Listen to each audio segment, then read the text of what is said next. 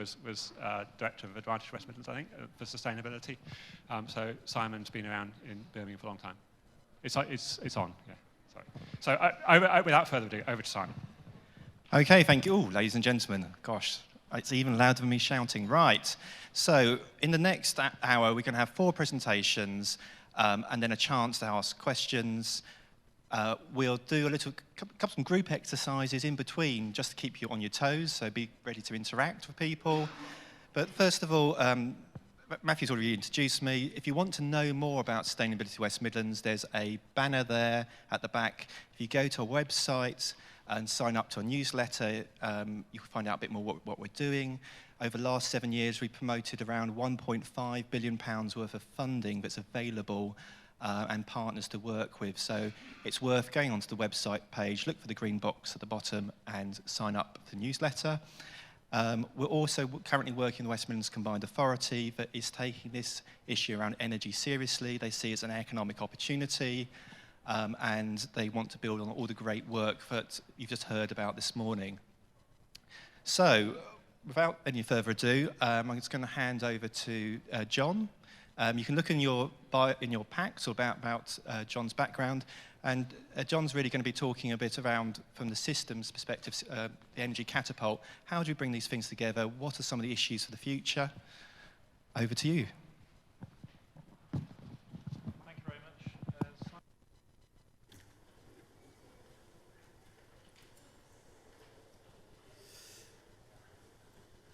Good afternoon. I'm going to tell you a bit about what the Energy Systems Catapult is doing to help industry and government get on a track for transforming 1 million homes a year, every year, to zero carbon from 2025. The current ecosystem of fragmented policies, technologies, and business models is not fit for this purpose, achieving, as it does, only a few thousand low-carbon homes each year today.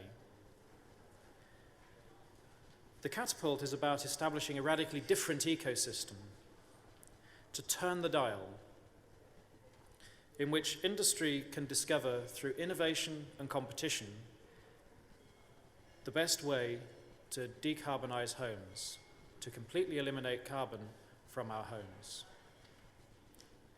This ecosystem will turn energy from an unloved commodity few people understand into the experiences people truly value and can relate to.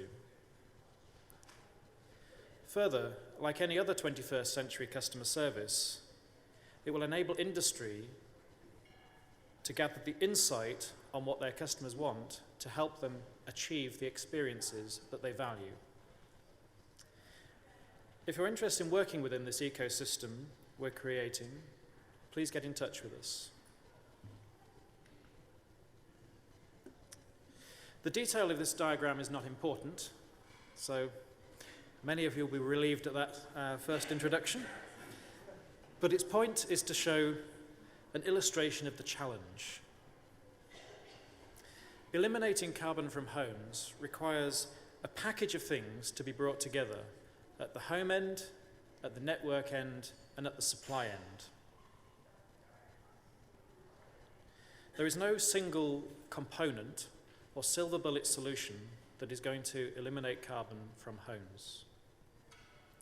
And indeed, somewhere in the country, all of these, or nearly all of these, are going to be part of the optimal solution somewhere.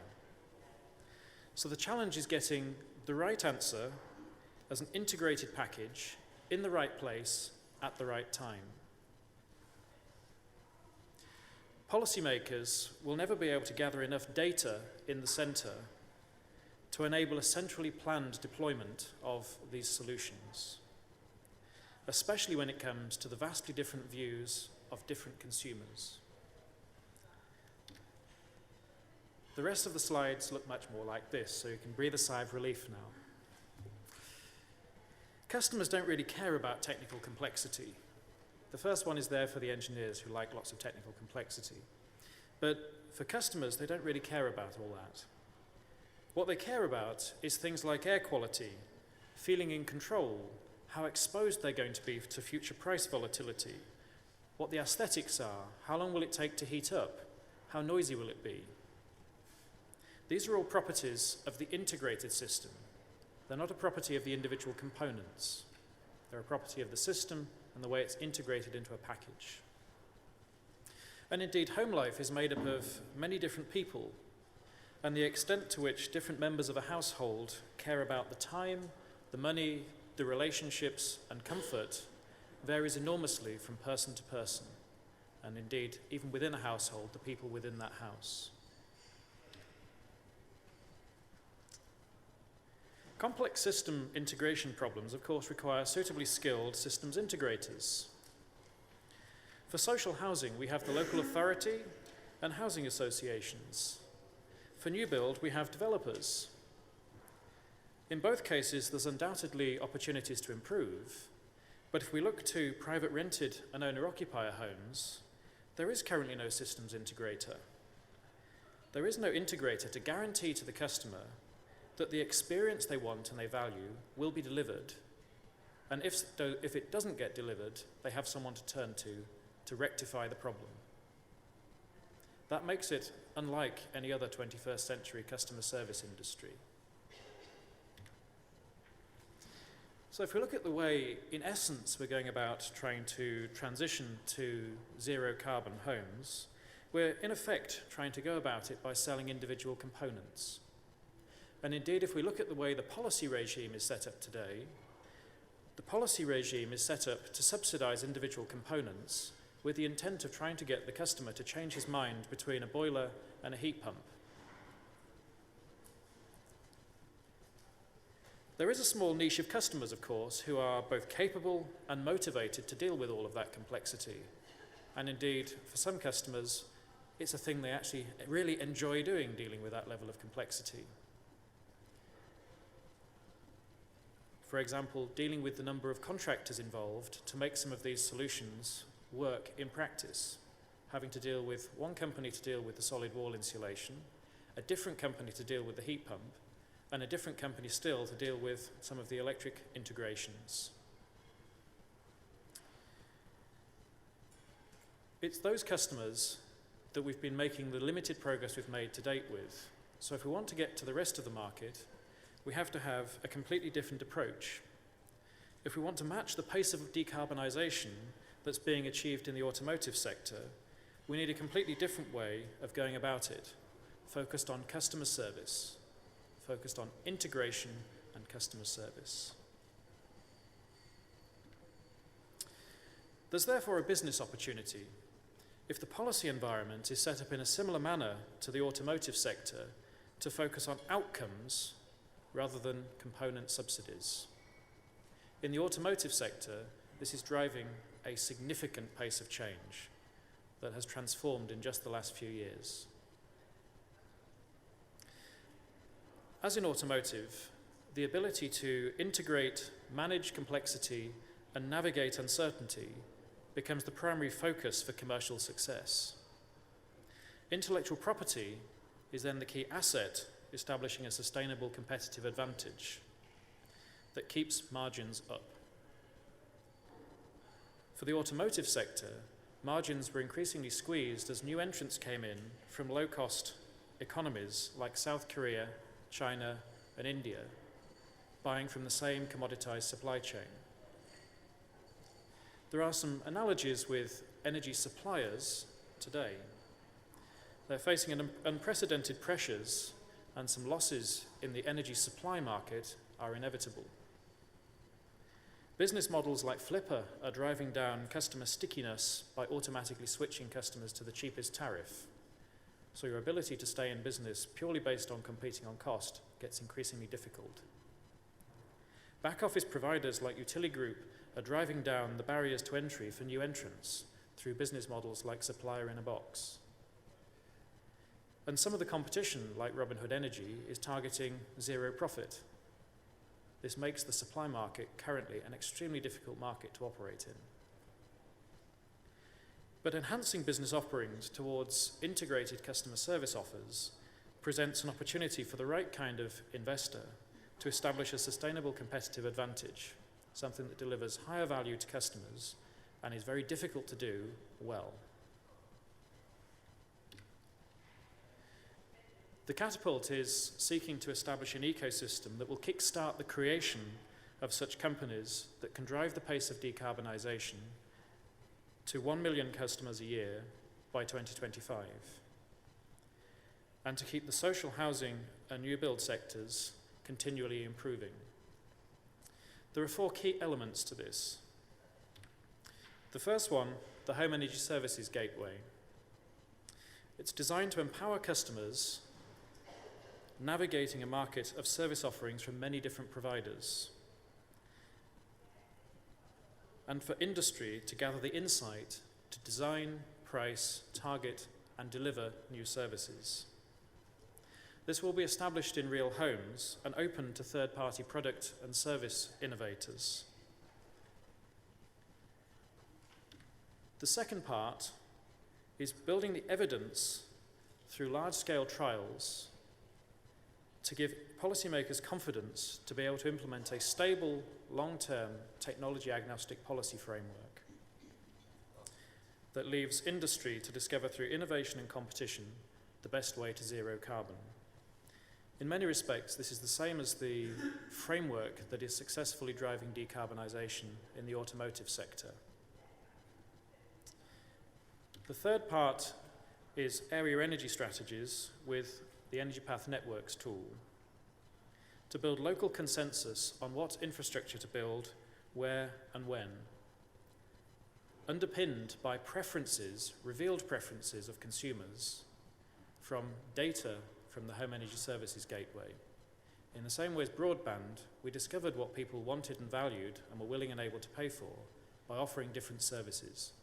That revealed preferences data can drive network development based on evidence of what people really want rather than external assertion. And fourthly, Energy Path operations to help transform the supply chain to develop a set of business models and processes where differentiated customer service offers are the primary driver of business, primary business driver within the constraints of the practical system, the physical system.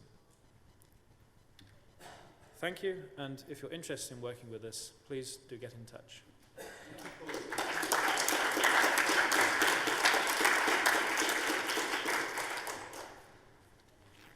Right, so we have a chance to ask questions of our speakers at the end. Next one up is Martin Martin's from a background from utilities, and he's going to give you a personal perspective on what the future holds. And I'm going to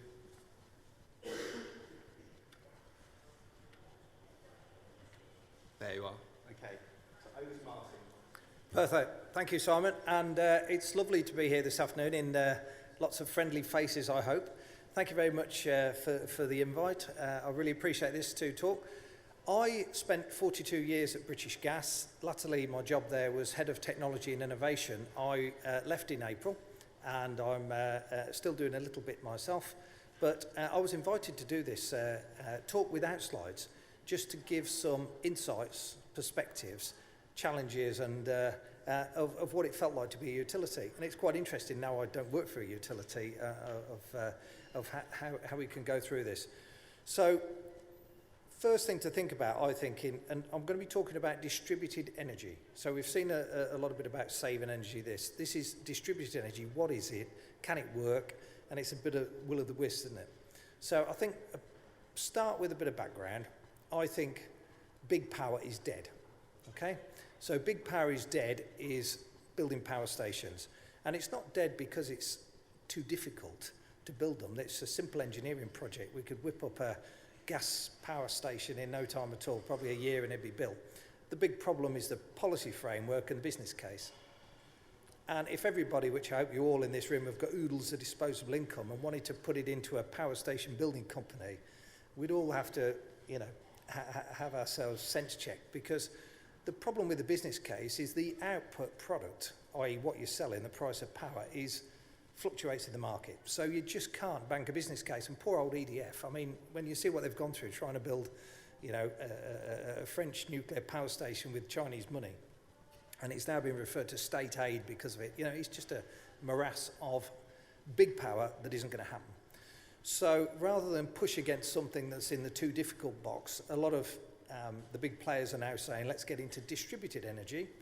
And distributed energy, the best way I can describe that is that when I started in 1975 with British Gas, my first day was at Fossil Gas Works. It closed in 77, but you know, 66 to 77, we were sort of making our own gas in local towns.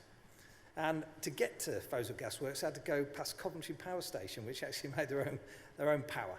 So it's been done, and part of my presentation will be a little bit of back to the future. How could it work? How should it work? And how do you dismantle what effectively was started in Birmingham? So William Murdoch, when you drive down Broad Street, that gold statue, the guy that invented gas lighting, invented it in Birmingham. So, you know, we all had gas heating, gas lighting in our homes. So Birmingham's, I don't know whether it's good or bad, but it's got heritage that they need to reverse now. So that municipal commercial deal, how did it start? So how would William Murdoch in Birmingham have sold his gas? Well, he'd have to go and find a customer, and sell it to them. And when you look at what happened of nationalising all those William Murdoch Gaslight and Coke companies into a huge network, big power in effect, that has now run its course, and it needs to be disentangled. And the reason it's run its course is, as I said, we can't build power stations anymore. Whether you're a big utility or whether you're an entrepreneur, you can't build big power in the UK. The government can't reverse out of that competitive market, so we may as well just say it's going to be about distributed energy. Why does distributed energy work at the moment, and why does somebody build a power station like in Tyseley, where they mentioned, didn't they? Yeah, so why do they build it at the moment? Well, it's all about the sort of non-commodity costs in an energy bill. So in an energy bill, 55% of the cost in an energy bill now is non-commodity, so duos, chuos, and getting the energy to you. So if you've got your own power station, you still pay a little bit of it, but effectively that's the saving you're making. So there's a bit of a Klondike rush going on, and as I left British Gas, I used to see every day across my desk schemes that people wanted us to fund and get involved with, looking to put distributed energy assets. So it could be PV, could be power stations, could even be a battery of electric cars, all going into the system. All of it is predicated on saving that distributed energy cost, so that, you know, the non-commodity part of the bill. And when I was talking to Matthew on Monday about this, I said, you know, the big elephant in the corner, there's a long way to go yet, but, you know, there's a Klondike rush of building these distributed energy assets. But, of course, if you took Birmingham and you built a lot of them here, then poor old National Grid are going to be saying, where's our cash? You know, we used to charge, say, JLR a huge amount, and now they built their own power station, they don't pay us any money. So we're going to have to charge everyone else a different rate, or we're going to have to up the standing charge. So the way it works needs a lot of thought, and that's why I love the presentations this morning from Ofgem and that, because their new business models sort of have got a lot of work to do. At the moment, the rush is on because there's money to be made in just avoiding that non-commodity charge in your bill, and that's how most of the business case stacks up. So in some ways, it sounds quite sad, but a commentator said to me, isn't distributed energy taking advantage of a broken market? And it probably is actually at the moment. And I think we'll end up having this sort of Klondike rush into it. And then people at Ofgem and the regulators and the grid are going to have to catch up, and things will change. And, you know, there'll be some pain as those, the grid as we know it now needs to be paid for through a different way. So a bit of a health warning on some of these distributed energy projects in the future. And I wrote this down, this wasn't even in my thoughts this morning, but what I haven't heard at all today is gas. And I thought I may as well just, you know, mention gas, because some fine speakers showed early on, it's all about space heating. And guess what? All the space heating in the UK is done by gas. And if Britain were playing to its strengths as a team, we have got, and you should all take a great bit of pride in this, we have got the best gas grid in the world by a country mile. You name me a better gas grid in the world and I'll tell you you're wrong. So as a legacy of North Sea Gas, we have got the best gas and grid in the world. It's the most efficient transport of energy. Everyone's connected to it. And what I don't hear, and this is what your legacy of William Murdoch, you should be putting a lot of effort into your combined authority here, is looking at ways to use that gas network, the gas grid. Everything I hear about distributed energy is all about building a power station. It's all about power, power, power. That doesn't do the big gorilla in the corner, which is effectively the space heating, which is gas. So we need to think about what sort of gas. Renewable gas, Minworth, one of the largest sewage works, starts making gas, doesn't do enough, and it could do a lot more. And you need to somehow get that into your local authority area, your combined local authority, get in there. Who's looking at hydrogen? I hear Leeds are going to be the first city to go all hydrogen, yeah? Who's looking at hydrogen-enriched natural gas and how it all works into the grid? So there's lots of things we should do with gas, and I sound like an old gas man, which I am, but a lot of these conferences about distributed energy just focus on power, because it's the one bit people can get their heads around how you'd actually deconstruct it and do it. But the real one, if you really want to go for it, is gas. How do you decarbonise gas and somehow get that into people's homes in a distributed area? So, what's the answer to distributed energy? We've said it's too hard to do at grid scale, selling into the grid market at a price you haven't got a clue what it's going to be. And I mean, what was comical is some of the big utilities look at it. You go into a CFD, contracts for difference auction, and you know you could have 8 power stations and only 4 of them win a contract. So you know your asset you can't sell it. Madness, complete madness. But hey, that's where we're in, and we can't get out of that. That's why distributed energy is attractive. I know, if we had a large developer sitting here of using a lot of energy, I could build him a power station, agree a contract, 25 years, job done. Exactly the same as William Murdoch would have done flogging his gas in 1763. So I'll leave this to say the only way I think distributed energy can work in your combined local authority area is to have local partnerships and commercial contracts. And one of the best things I heard was Lisa talking this morning saying, procurement, you know, we've got to ignore that, because you have. Procurement. I heard Sir Albert, before he retired, say in a meeting, he said, you can't squeeze the procurement lemon anymore and get the sort of savings out that we've got to make locally. And that's right. So the only way is to sort of tear up that model and get into sort of the old commercial contracts and partnerships. Thank you very much indeed.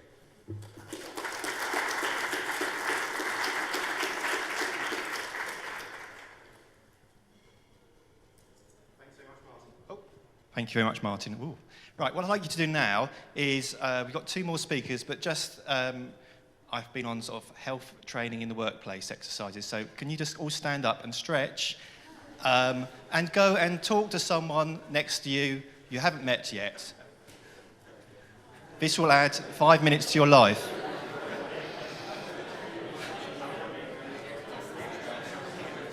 Sorry? Large quickly change. 30 seconds.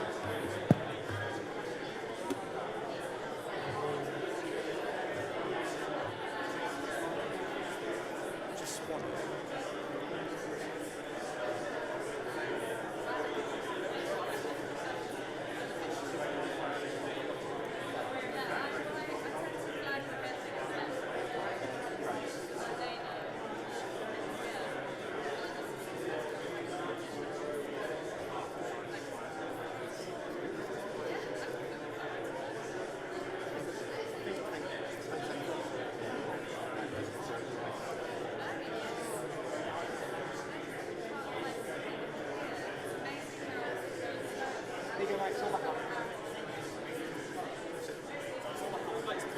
Yeah, shall I just click it off? She got some slides, hasn't she? So, oh, has she? Okay. Actually, I'll go back so people know who she is, sorry. It's me playing around, okay. No worries. Okay, she's ready. Yeah.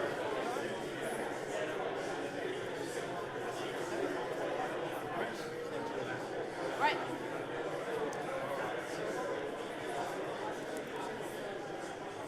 Okay, thank you very much. That exercise has added 5 minutes to your life in terms of health, and hopefully has given you a new business connection. The problem with this exercise is to get you sit down. Can you sit down, please? You can carry on this conversation afterwards. I come from a long generation of teachers, so just be warned. Okay, thank you. Right.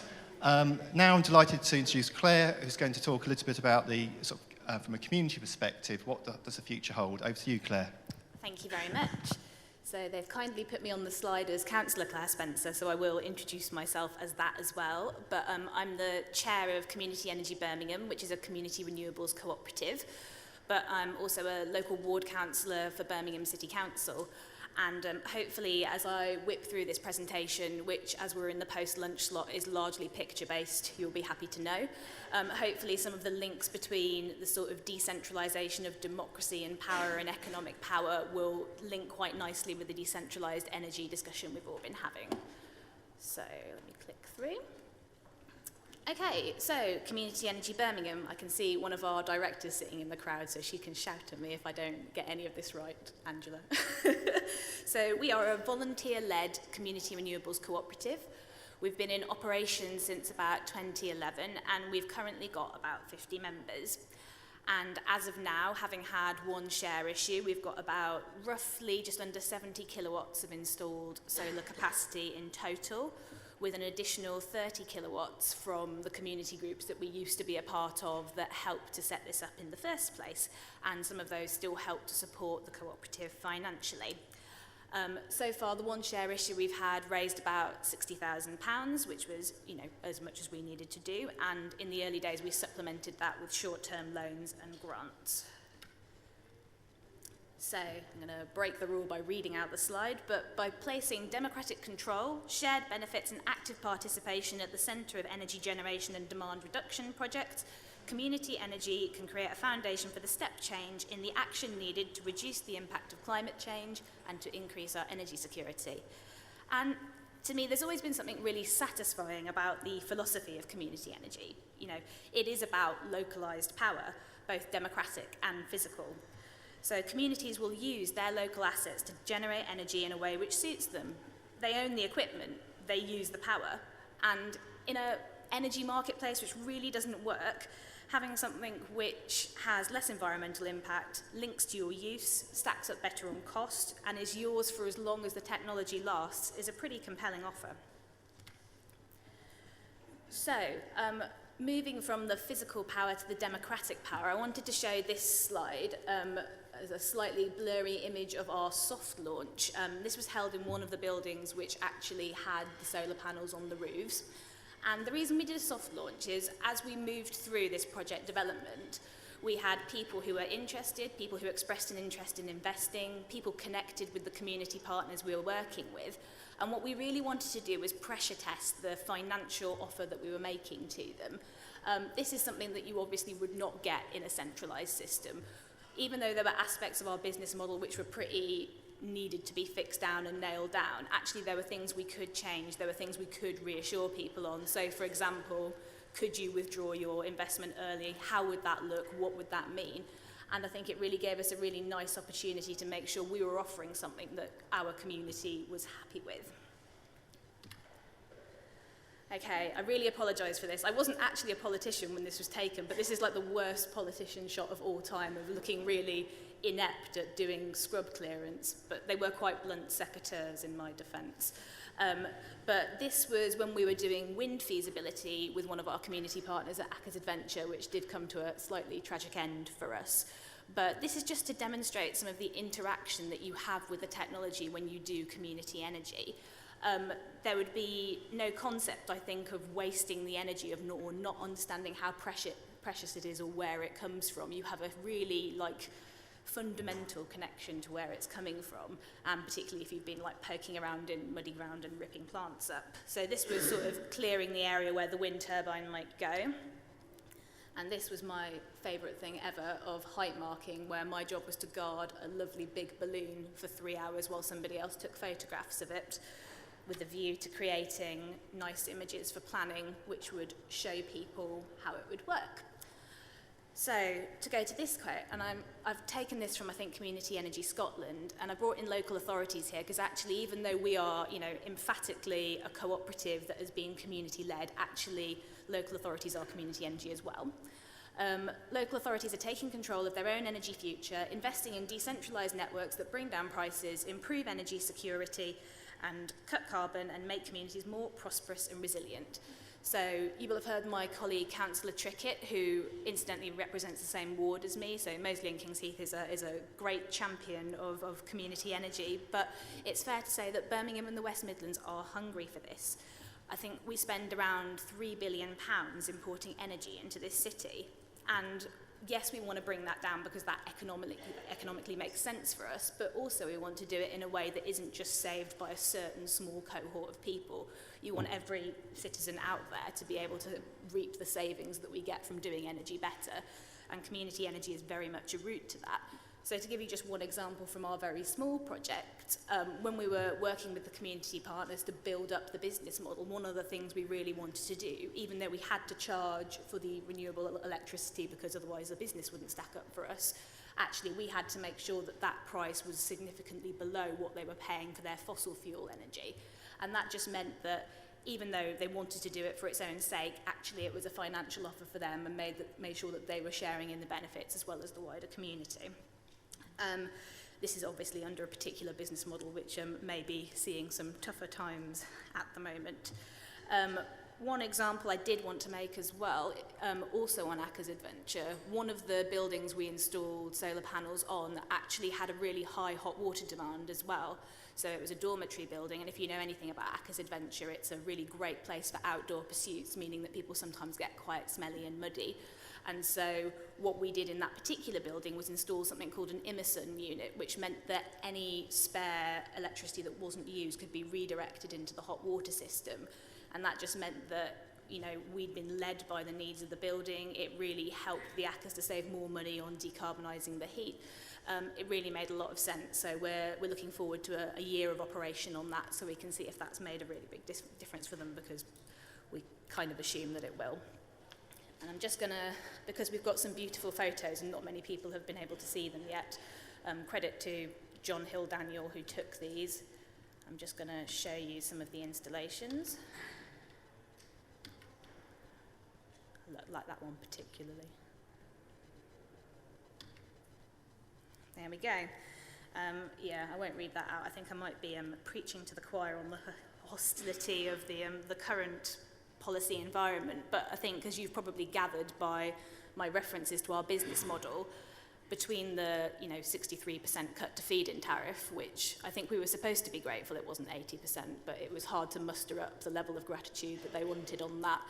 If you combine it with the loss of the tax reliefs that were also available to community energy, actually it made a business model like ours quickly just not work anymore. So we're really currently having to work through what we might be able to do. European funding is also probably not going to be an option, but certainly renewables plus storage, guided by our experience with the Emerson and some early stage conversations with Co-Wheels, who have a kind of car sharing club which includes electric vehicles. Hopefully that means that's going to be something we can do, and I will leave it there. Thank you very much. So round of applause.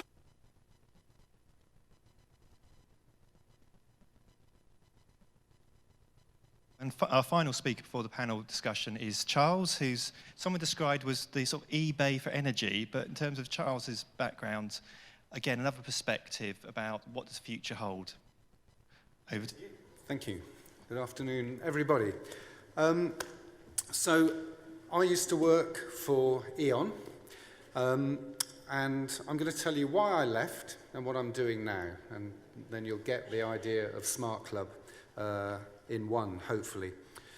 So in 2006, I'd made a complete nuisance of myself, having worked for E.ON by then for 4 years, running their customer service front office systems development team, post-market liberalisation. That was the time when we had to stop calling people dear meter number and actually try and find out their name.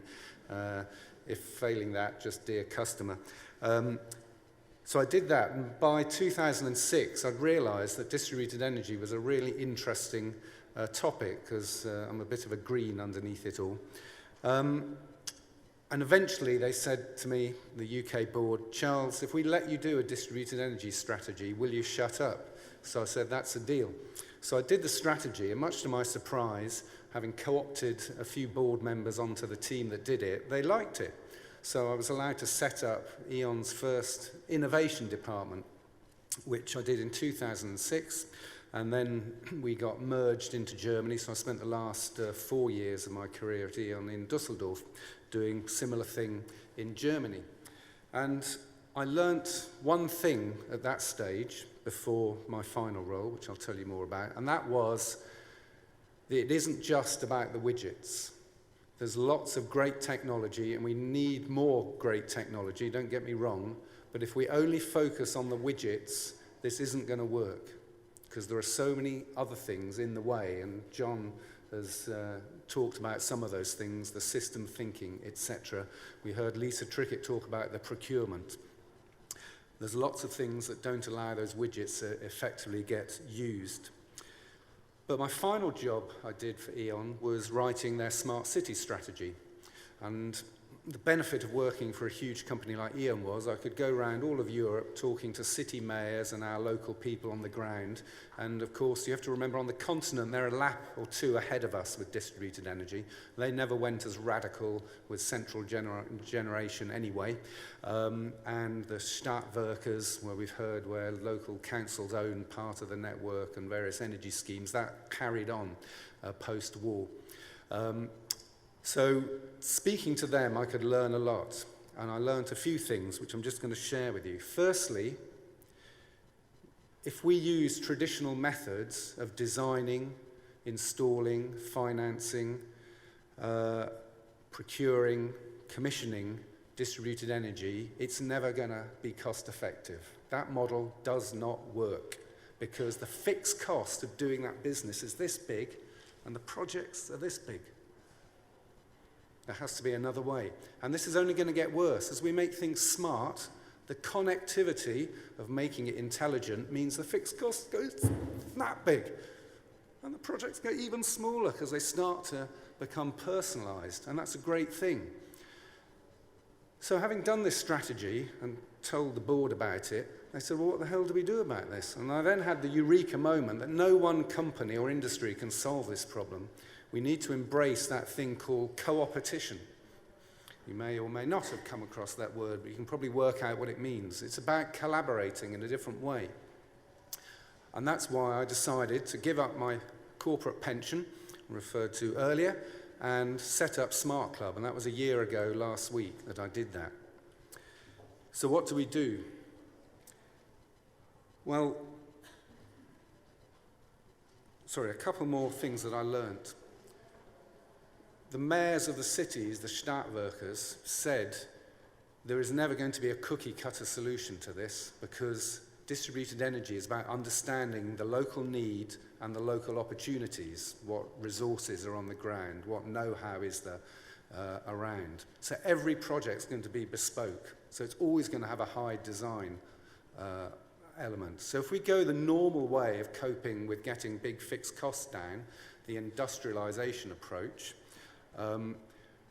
yes, we can reduce the cost curve, but I don't think we're ever going to get it to a stage where it works out and the books balance. But secondly, we're going to miss a massive opportunity. In collaborating, we can tackle more than one thing at a time. So again, if you look at the Stadtwerkers and the way they do things, they build social capital. So it isn't just about the energy solution. It's actually about, well, actually, if we use the local job funds to train the installers, we can create jobs. And then phase one, wherever you are in Europe, however good you are at distributed energy, phase one is always really painful of any project because you're learning. And picking up Matthew's point right at the beginning of this day, you only can learn by doing. On the continent, they've given up trying to think their way to the solution.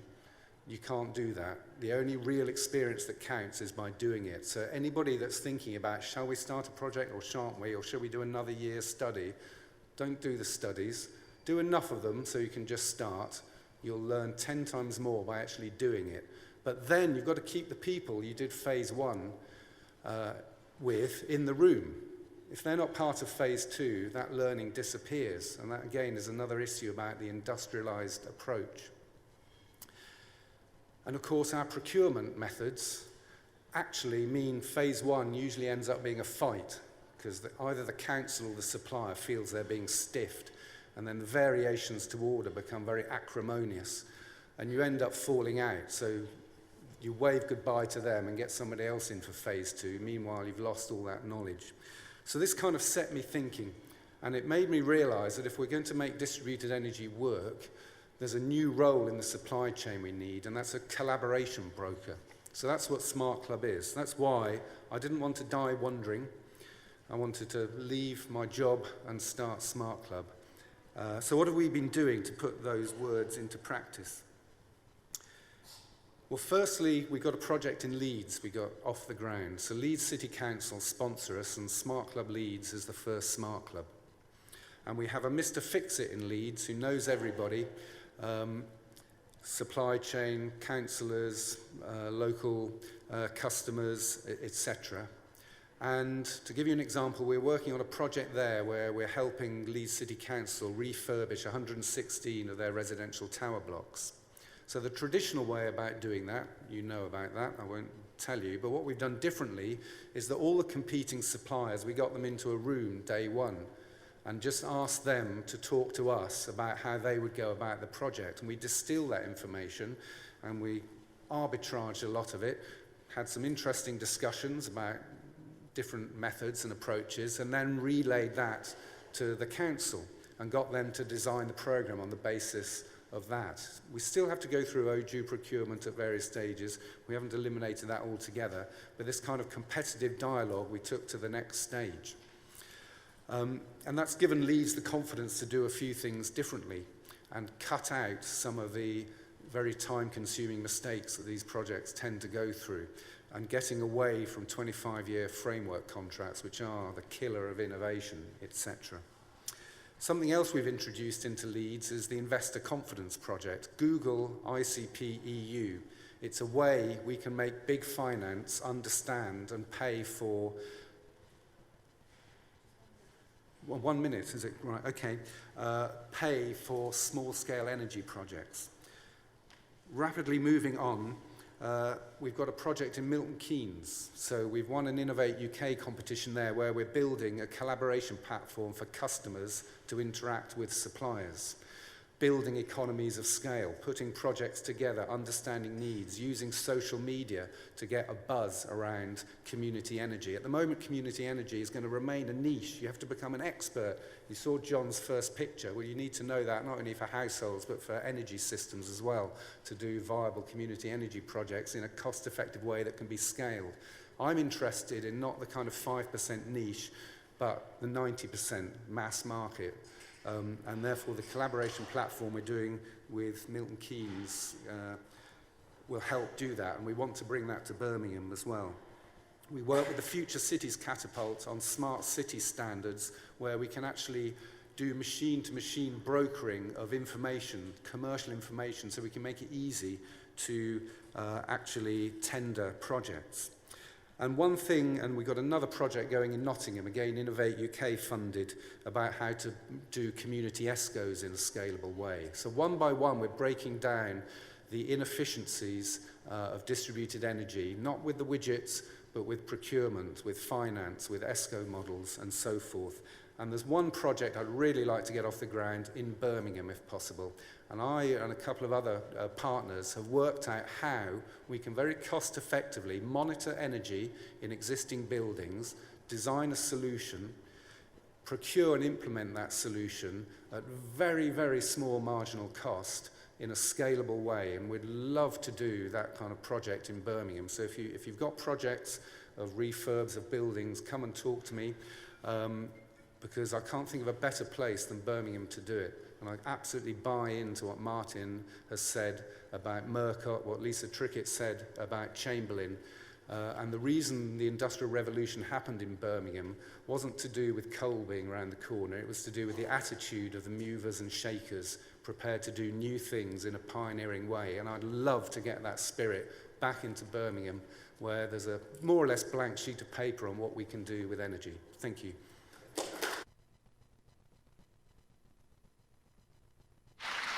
Okay, can I have the panelists moving towards the chairs, and then maybe just have a chat with your neighbour about anything that's any particular questions you want to ask. That gives the panel time to move to the chairs. we've got a roving mic. Just checking. I'm just saying if that magically... Have we got a roving mic? Oh, yes. Sorry. Great. We've got a roving mic. I'm going to take Chair's privilege and ask the first question while you're thinking of yours, and I'm going to ask it to John. Really, it's the example of the motor industry, and my question is, have we got the right people that can actually take that attitude of performance, customer focus, and transfer that to the construction industry? Because that seems a big ask. So basically, have we got the right people? Where can we find them from? So it's clearly a big step up from where the industry currently is, but one of the organisations you have in the area, for example, is HomeServe, an organisation that does have strong capability in terms of managing customers, dealing with issues and complaints and so on, in terms of the practical level of sorting stuff out in people's homes. That's the bit, in many respects, as being an integrated service company that's more difficult than working out how to trade in the wholesale market and send the customer the bill. Dealing with customers in their home and all the complex issues with that is the really difficult bit, and you do have within the region some of those kinds of companies. Okay, thank you. Right, your chance to ask questions. So, hands up, take a couple. I'm doing the scan, which goes like this. Right, gentleman behind there, and carry on with the scan, and then a gentleman over here. So, yep. There's been a number of analogies drawn between the rollout of broadband and the nature of broadband and the nature of energy.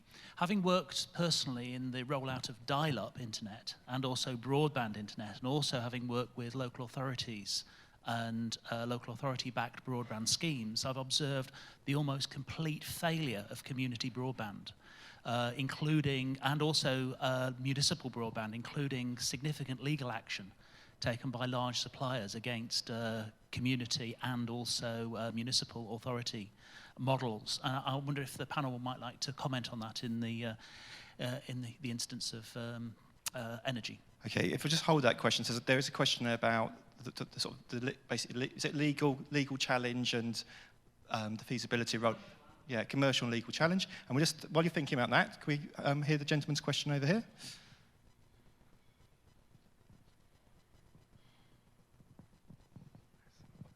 Richard O'Rourke from Leapfrog Finance. We're involved in funding community energy projects in the UK. And both Claire and Charles, you mentioned how the community model is going to have to change in light of, I suppose, largely to do with the fact that subsidies are gone and a more scalable approach to be taken. I'd be interested if you could maybe elaborate more on how you see that happening. Okay, thank you. So if you take any particular order, you want to take the last question first? I'll take them in the order they were delivered. Okay, first question. If that's okay. Yeah. Do you want me to go twice, effectively? Answer both questions and then... Oh, I do love a process. I do love a process question. Let's focus on the first question. And okay. Then, okay. So, look, I wasn't involved in the broadband industry, but my assessment may be inaccurate. But one thing I have noticed with ESCOs, again, in concept, ESCOs are fantastic things, but they do struggle because, again, they're quite small, and building cost-effective customer service is an expensive business, particularly if you haven't got an aligned goal and objective. So the ESCO that we're helping, the part of the Nottingham project that we're doing, is designing that ESCO. And you need to understand every stakeholder in that ESCO's perspective, whether they're inside the ESCO or outside, and agree what their objectives are.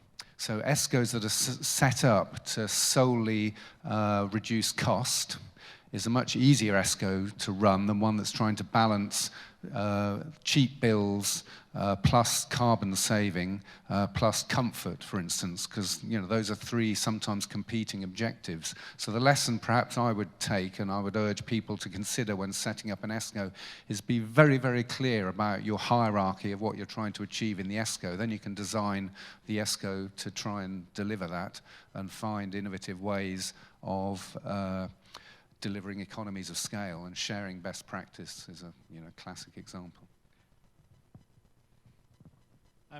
Taking the sort of question about broadband and the analogy with broadband, when we compare two electricity networks, for example, we don't actually make different offers to people. So we have no idea how large should we build the cable.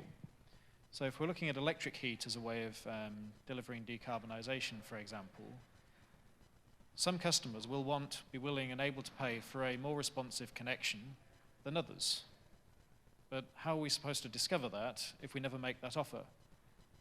In the way that with broadband, we discovered that generally speaking, people wanted it to be more convenient, on demand, and were willing and able to pay for it. When you look at electricity networks, it's a relatively small part of the cost base. I think linking on to the following question, when you then get to the question about, if we're talking about generation assets, that's one type of issue, and it doesn't necessarily need community buy-in in that you're not actually getting the customer to buy the end product. It can be distributed to different places. But when you're looking at heat networks, and if you're looking at distributed energy in that sense, you have a problem that you need a fairly large penetration of customers in one area for a heat network to make any sense. And then you have this tension between completely free choice and being able to choose whether or not you stay on the gas grid or you switch to a heat network, or you have that complete free choice, or you try to invest political capital in making that switch. And the question from a local perspective is where the balance is between investing political capital in forcing through changes that inevitably will be unpopular to some people versus retaining optionality and the costs of retaining optionality of keeping two different network infrastructures in the street for an extended period of time. And that's not a question that technocrats should decide, it's a political question. Okay, thank you. So Claire and Martin, you can choose which of those questions you want to answer. Okay. I can certainly pick up a little bit on the first question. Wearing a backbench councillor hat, so please don't take my comments as being the official voice of the city. I'm allowed to be slightly rebellious, but one of the tensions I've seen on the commercial side of your question is that when we're talking about decentralised energy, predominantly based around the gas grid with regards to the upcoming renewing of the Tyseley incinerator contract, you there have a very large, valuable asset, which is, valuable because of the site it sits on, because of the equipment that is there, but completely almost jars with the aspirations of the city. So actually, we know where the resident buy-in is. We know how popular the idea of a food waste collection scheme is. We've seen in communities around Europe how localized, for example, anaerobic digestion can be a really great way of augmenting the gas grid in a way that is far more popular with local residents and far better use, and actually just a far better use of the food resource than setting it on fire. But we very much have a bit of a tension there about having something so valuable that we can't just kind of tear up and leave there. So yeah, it is very much a problem for us. That's Tim. Well, my view on the broadband bit is that effectively broadband was enhancing and improving the existing network. What we're talking about with distributed energy is almost deconstructing and removing part of the energy infrastructure. So when I talked about gas, I've often used this analogy in the close I live in, 17 houses. If half of them go over to a heat pump and have their gas meter disconnected, then the actual standing charge, the costs for those gas meters has to be borne by half the close now. And as soon as you do that nationally or on a city basis, the gas grid falls over immediately, and we're all connected to it, and it's the thing that keeps Britain running at the time. So the broadband question, I think, is a really good one as a tease, but it's how do you deconstruct, if you really want to, the gas grid first to make distributed energy work. Okay, thank you. Now, before we hand over to Matthew for the projects and groups we're going to in a minute, I'm just going to get the panel I'm going to just go to the panel and just get them to perhaps give their view on what's the most hopeful thing they've come across in the last 12 months. We've heard already it's complicated. There's new technology. We're behind. We've got the assets. The government doesn't quite know what's going on, but we've got the stuff that needs doing. But it is quite a hard agenda. So just final words from the panel. Where for you are the signs of hope? What keeps you going in the morning, starting at that end? So for me, way above anything else I've come across, the thing that gives me hope is the devolution agenda. Now, the new Prime Minister is about to be installed, and hopefully Cameron's zest for devolution will be maintained, because local authorities driving part of this industry and empowering communities to get on and do stuff, not talk about it anymore, do it, is the way we're going to make this work. And to me, that's, that gets me out of bed in the morning, and it's fantastic, because we can build social capital as well as solving energy issues at the same time. It's a perfect marriage. I think the devolution agenda, combined with the desire of government, is quite clear to try to push the market towards actually working where it can and needs to work. Of course, obviously it has some limitations, but the direction of travel within policy is clearly towards that, and in some extents unwinding some of the extremely complex policies that we've created that are inevitably very difficult to sustain over the long term. When the problems start occurring, you have to keep adapting it, and that leaves industry with no confidence. And I do see signs that policymakers are recognizing that and seeking to change the regime. The problem is, it's very complicated to change. But that does give us some hope if the aspiration is there. Yeah, devolution was certainly half of mine. There are certain things where it makes absolutely no sense that government should have oversight on it, particularly insofar as, industrial strategy. There really isn't one. Economic plan, there really isn't one. So actually, why not have us take control of it and run things like our own Green Deal, like our own infrastructure planning? So I'm really up for that challenge as part of the devolution process. I would also add that the way that the catapults and also the kicks, like Climate Kick, work, we do a lot of sort of place-based testing of technology as a way of bedding it in and trying to get that system changed by showing how it works in a district. And we've got a project called SSD within Climate Kick, which is a really interesting way of working with this smart sustainable district, so that local authorities can have the confidence that what they're asking people to invest into as citizens and businesses actually does work and is practical before it expands. And I think that method of place-based working combined with devolution is a really interesting and sensible way forward, and frankly at the moment seems much more appealing than letting Westminster control anything at all. Thank you. The interesting one for me is things like crowdfunding, the way people now can finance projects much more easily than I've thought. And there was one today where £1.3 million or somebody's bought a beach and given it back to the public through a crowdfunding thing. And it's not too far a jump to think that people, if they have got disposable income, could invest in the very things that are going to benefit them. So just the different ways of financing it, for me, are the positive ones. And talk to Charles on that one, I think. Okay, thank you very much. Just a round of applause for our panelists.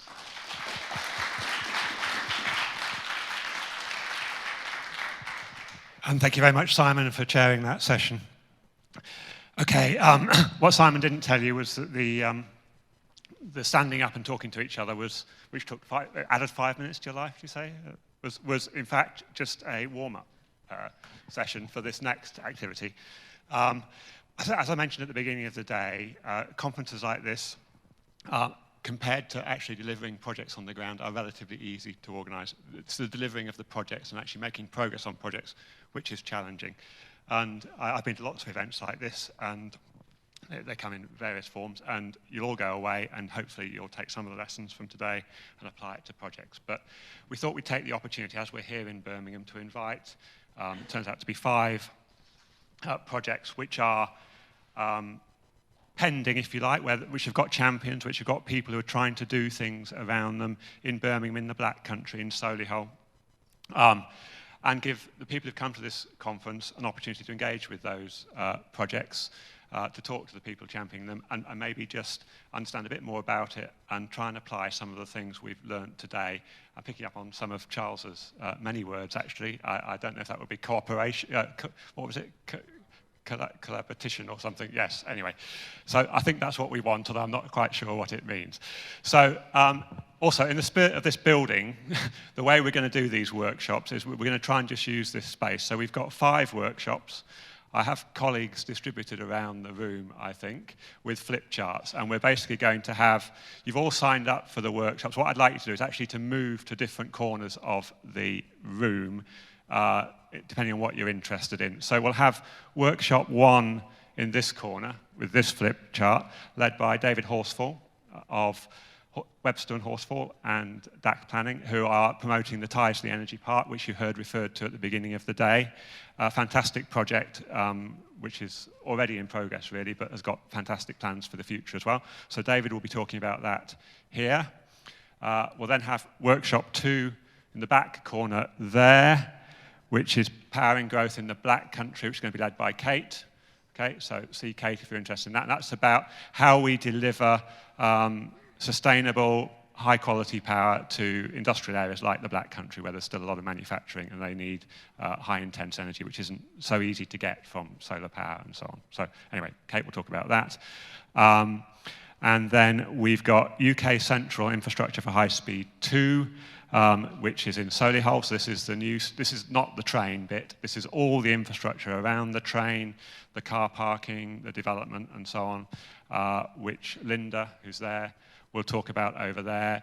Really interesting things there, because High Speed 2, whatever you think of High Speed 2, but it's happening in 2026, so that's 10 years' time. Think about what Keith was saying about what electric vehicles will be doing in 10 years' time, what the networks, they're actually designing a set of buildings, a very large number of buildings and infrastructure to support thousands of people, but thinking 10 years ahead. So that's what Linda will be talking about over there. And then we have number 4, the housing development of the future, which Rick is over there, will be talking about in this corner. That's Rick from Wolverhampton, City of Wolverhampton. And yeah, so this is about, again, if we're building new housing today, we don't need to use the infrastructure of the past. And Wolverhampton, working with Becky as well, the University of Wolverhampton, really keen to do stuff in that area. Early stages of that project, but a big opportunity, I think, for lots of demonstrations and delivery at scale as well. And then finally, last but not least, and picking up on some of the things Claire was talking about, but in a different part of the West Midlands, Southern Staffordshire Community Energy.